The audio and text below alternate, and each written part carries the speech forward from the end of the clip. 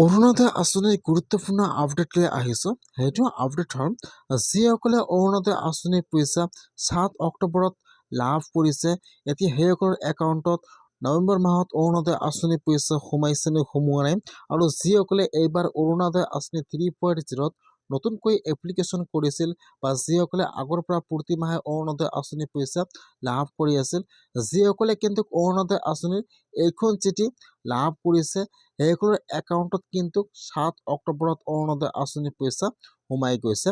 যদি আপোনালোকে এইবাৰ অৰুণোদয় আঁচনি 3.0ত নতুনকৈ এপ্লিকেশ্যন কৰিছিল অথবা আপোনালোকে আগৰ পৰা প্ৰতি মাহে অৰুণোদয় আঁচনিৰ পইচা লাভ কৰিছিল আৰু যদি আপোনালোকে এইখন চিঠি লাভ কৰিছে, তেনেহ'লে কিন্তু আপোনালোকৰ একাউণ্টত অৰুণোদয় আঁচনিৰ পইচা ৭ অক্টোবৰত সোমাই গৈছে। যদি আপোনালোকৰ একাউণ্টত ৭ অক্টোবৰত অৰুণোদয় আঁচনিৰ পইচা সোমোৱা নাই, তেনেহ'লে আপোনালোকে আপোনাৰ ডিবিটি লিংক থকা একাউণ্টটো চেক কৰক। আপোনালোকৰ একাউণ্টত অৰুণোদয় আঁচনিৰ পইচা ৭ অক্টোবৰত সোমাই গৈছে। যদি আপোনালোকে অৰুণোদয় আঁচনিৰ পইচা ৭ অক্টোবৰত লাভ কৰিছিল, তেনেহ'লে কিন্তু আপোনালোকৰ একাউণ্টত অহাকালি নৱেম্বৰ মাহৰ অৰুণোদয় আঁচনিৰ পইচা সোমাই গৈছে। যিসকলে কিন্তু ৭ অক্টোবৰত অৰুণোদয় আঁচনিৰ পইচা লাভ কৰিছে, সকলোৰে একাউণ্টত কিন্তু নৱেম্বৰ মাহত অৰুণোদয় আঁচনিৰ পইচা সোমাই গ'ল। আৰু যদি আপোনালোকে এইবাৰ অৰুণোদয় আঁচনি 3.0ত নতুনকৈ এপ্লিকেশ্যন কৰিছিল অথবা আপোনালোকে আগৰ পৰা প্ৰতি মাহে অৰুণোদয় আঁচনিৰ পইচা লাভ কৰি আছে, ৭ অক্টোবৰত আপোনালোকৰ একাউণ্টত অৰুণোদয় আঁচনিৰ পইচা 1250 টকা সোমোৱা নাই অথবা আপোনালোকে অৰুণোদয় আঁচনিৰ চিঠিখনো লাভ কৰা নাই, তেনেহ'লে কিন্তু আপোনালোকে এতিয়া অৰুণোদয় আঁচনিৰ কাৰণে আৰু এপ্লিকেশ্যন বা EKYC বা আৰু ডকুমেণ্ট জমা কৰিব লাগিব। নহ'লে কিন্তু আপোনালোকে অৰুণোদয় আঁচনিৰ পইচা লাভ নকৰিব। এতিয়া যিসকলৰ একাউণ্টত ৭ অক্টোবৰত অৰুণোদয় আঁচনিৰ পইচা সোমোৱা নাই, বৰ্তমান কিন্তু অৰুণোদয় আঁচনিৰ ডকুমেণ্ট জমা লোৱা হৈ আছে।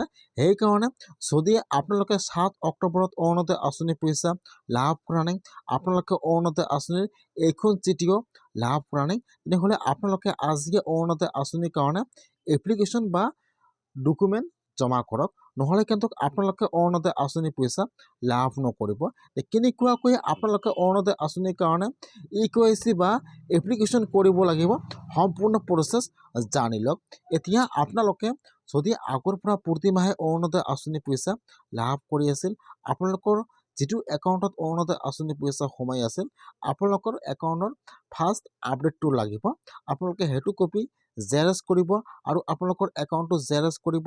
আপোনাৰ voter ID card, Aadhaar card, PAN card, ration card লগতে আপোনালোকৰ সকলো ডকুমেণ্ট জেৰক্স কৰি যিটো আপোনালোকৰ DC অফিচ আছে, তাত যাই কিন্তু আপোনালোকে জমা কৰিব লাগিব যে মই প্ৰতি মাহে অৰুণোদয় আঁচনিৰ পইচা লাভ কৰি আছিলোঁ, মই অৰুণোদয় আঁচনি পোৱাৰ যোগ্য হয়, কিন্তু 7 অক্টোবৰত মোৰ একাউণ্টত অৰুণোদয় আঁচনিৰ পইচা সোমোৱা নাই। তেতিয়া আপোনালোকে আপোনাৰ ডকুমেণ্টটো জমা কৰিব। তাৰে পাছত আপোনাৰ DC অফিচৰ পৰা আপোনালোকৰ অৰুণোদয় আঁচনিৰ কমপ্লেইনটো দি দিব। তাৰপাছত আপোনালোকে অৰুণোদয় আঁচনিৰ পইচা লাভ নকৰিব।